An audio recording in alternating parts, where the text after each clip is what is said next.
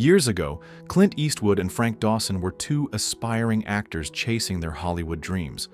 But while Clint soared to fame, Frank's life took a devastating turn, leaving him homeless and forgotten. When fate brings them together again, Clint discovers the heartbreaking truth about his old friend and makes a decision that will change Frank's life forever. Don't miss this powerful story of friendship, resilience, and second chances. Hit like, share, and subscribe for more inspiring stories. Clint Eastwood, now a legendary actor and director, finds himself back in Los Angeles, retracing his steps. The city has changed. Tall buildings replace old streets. Flashy billboards tout the newest stars, and the hum of traffic mixes with the hum of distant conversation. Clad in an old leather jacket, jeans, and polished shoes, Clint still carries the quiet confidence that has defined him for decades. His classic black Cadillac Eldorado slows to a stop along the curb, the rumble of its engine blending into the background noise of the city. Then his eyes lock on a familiar sight, the grand facade of his old acting school. A light breeze carries the faint scent of old wood and dust, bringing back memories of countless rehearsals, the relentless pursuit of a dream. He stands there for a moment, letting the nostalgia wash over him. This was where it all began, where young dreamers, including him, used to gather, yearning for success. He exhaled, adjusting his cuffs, ready to return to the past. But just as he headed toward the entrance, something, or rather, someone, grabbed his attention, causing him to stop. As Clint admired the school, his sharp eyes caught a figure sitting on the cold pavement near the curb. The man sat hunched forward, elbows resting on his knees, head bowed as if the weight of the world pressed upon him. His coat was faded and tattered, jeans torn and shoes barely holding together. Every inch of him spoke of hardship. Clint's brow furrowed. There was something eerily familiar about him. His thick, unkempt beard and sunken eyes bore the deep lines of exhaustion. An unsettling mix of recognition and disbelief gripped Clint's chest. He took a cautious step forward, adjusting his sunglasses before slowly removing them. His heart pounded. It couldn't be. Could it? Frank, is that you? Clint's deep, gravelly voice broke the quiet hum of the city. The man stirred slightly, fingers twitching. Slowly he lifted his head, squinting up at Clint. For a brief moment, only confusion. Then, realization struck like lightning. Frank Dawson's breath hitched. His expression shifted from surprise to something far more painful, shame. His gaze flickered downward, his hands clenched into fists, bracing for judgment. Clint. His voice was rough, barely above a whisper. He swallowed hard, forcing himself to meet his old friend's gaze for just a second before looking away. It's been a long time. Before Frank could say more, a voice suddenly broke through the moment, firm, yet laced with surprise. Clint! Frank? Well, I'll be damned. Clint turned sharply toward the voice. Stepping out from the side entrance of the old theater was a familiar figure, Tom Benson, their former acting coach. The years had left silver streaks in his once dark hair, but his presence was just as commanding as before. His sharp eyes, once filled with the fire of a passionate mentor, now flickered with disbelief as they landed on the two men before him. For a brief moment, the world seemed to pause. The distant sounds of the city, honking cars, chatter from pedestrians, faded into the background. Tom took a step closer, his gaze shifting between Clint and Frank, lingering on the latter. His initial shock gave way to something softer, something almost hesitant. I haven't seen you two together since my class, he murmured, shaking his head as if trying to process what he was witnessing. What on earth happened? Frank tensed. His shoulders rose slightly, as if bracing for impact. The weight of shame pressed against his chest, heavy and suffocating. He could feel Clint's gaze on him, unwavering, waiting.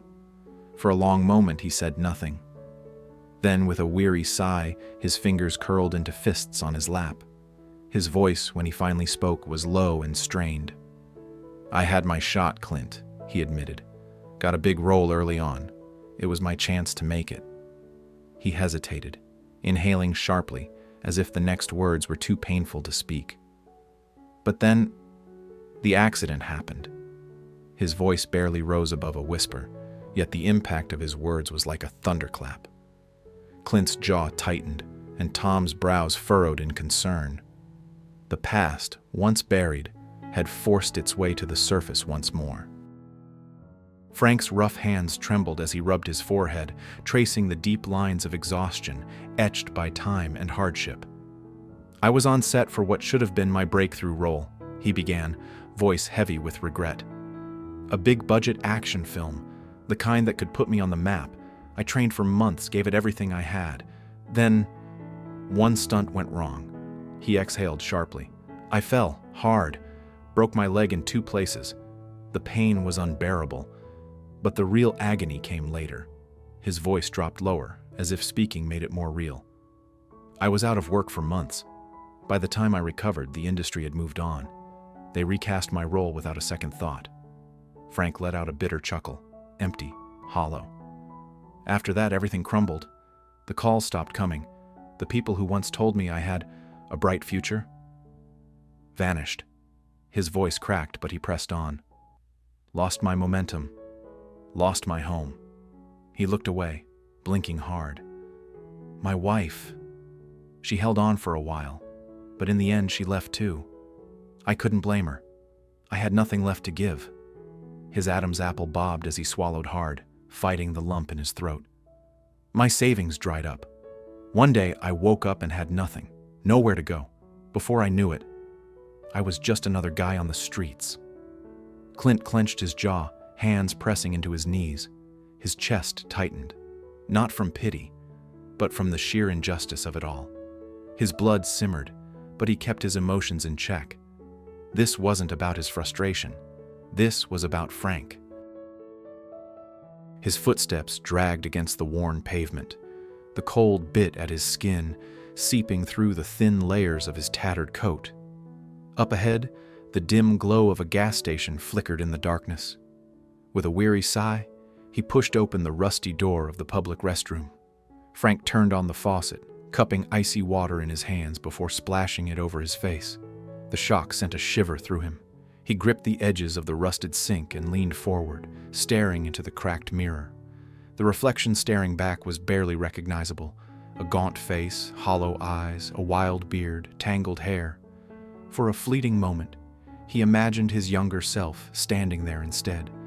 Clean-shaven, confident, full of hope. That version of him had once dreamed of fame, of success, of seeing his name in bright lights. Now the only lights shining on him were the harsh fluorescents buzzing overhead. He ran a hand through his tangled hair, exhaling sharply. "This is my life now." Stepping back outside, the cool night air greeted him once again. But this time, it wasn't just the cold that made him shiver. A group of teenagers loitered nearby, their laughter echoing down the empty street. As he passed them, he caught the hushed whispers, the barely concealed snickers. "Look at that guy," one of them muttered. "Another washed-up has-been." Frank's body tensed, his fists clenched involuntarily, his jaw tightening. The urge to snap back burned inside him, but what was the point? They weren't wrong. That night, Clint didn't leave. Instead, he remained in his black Cadillac, his fingers gripping the leather steering wheel as he gazed out the windshield. Just a few feet away, on the cold, unforgiving pavement, Frank lay curled up on a worn-out piece of cardboard. The dim glow of a flickering street lamp cast long shadows around him, making the scene feel even more desolate. Frank shifted slightly, pulling his threadbare coat tighter around his frail body as another gust of wind cut through the streets. His shoulders trembled, his breath visible in the crisp night air. He tugged the collar of his coat over his face, as if trying to disappear, to shut out the world that had long since turned its back on him. Inside the car, Clint exhaled slowly, his jaw tightening. The heater was on, filling the Cadillac with a comfortable warmth, but outside, Frank had nothing. No shelter, no safety, no comfort. The contrast made Clint's stomach twist. His grip on the steering wheel tightened. How had it come to this? Clint clenched his jaw. His instinct told him to step out of the car, to do something, anything. But he hesitated. Frank was proud. Offering him help outright might only push him further away. But one thing was clear: Clint couldn't just drive away. The next morning, a gentle nudge on his shoulder stirred Frank from sleep. His body protested against the hard pavement as he blinked into the golden sunlight filtering through the city skyline. He groaned softly, rubbing his tired eyes.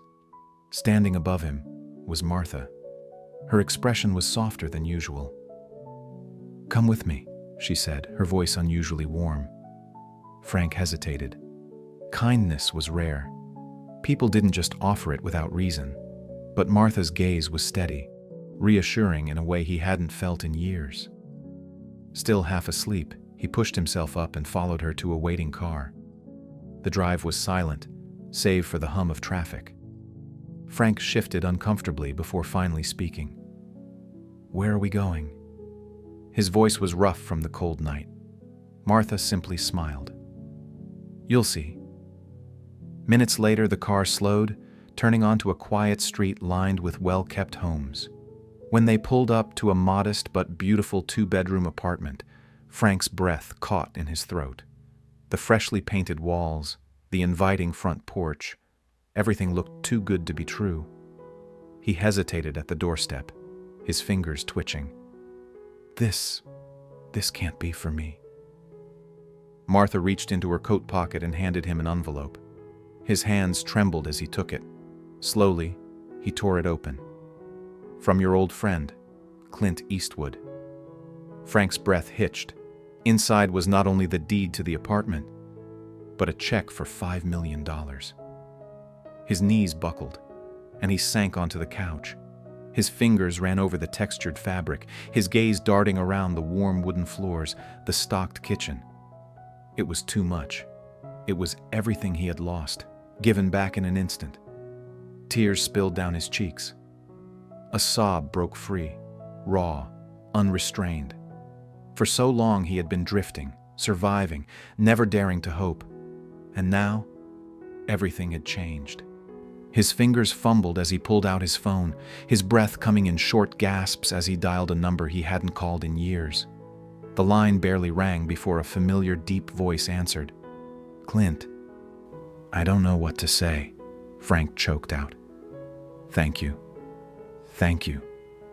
On the other end, Clint's voice was steady, calm. "Just take care of yourself, Frank. And remember, I'm always just a call away." Time passed, and slowly but surely, Frank Dawson found his way back. He no longer chased the fame he once longed for. Those dreams had faded. Instead, he found something more meaningful. Today, Frank mentors young actors, guiding those who remind him of himself, hungry for success, full of hope. He teaches them not just about acting, but about resilience, about fighting for what truly matters. And whenever someone asks how he turned his life around, he tells them a simple truth. "Because someone believed in me, even when I stopped believing in myself." Life can change in an instant. One moment, you're on top of the world, and the next, everything crumbles. But even in the darkest times, sometimes all it takes is one person who believes in you, one chance to turn everything around. Frank Dawson's story isn't just about loss or missed opportunities. It's about compassion, friendship, and second chances. In a world that often moves too fast, we sometimes forget that a single act of kindness can make all the difference. Clint Eastwood didn't just help Frank with money. He gave him something far more valuable, the chance to believe in himself again. And that is the greatest gift of all. What do you think of Clint's actions? If you had the chance to help someone, what would you do? Share your thoughts in the comments below. Don't forget to hit like to support this story. Share to spread its powerful message and subscribe for more inspiring content.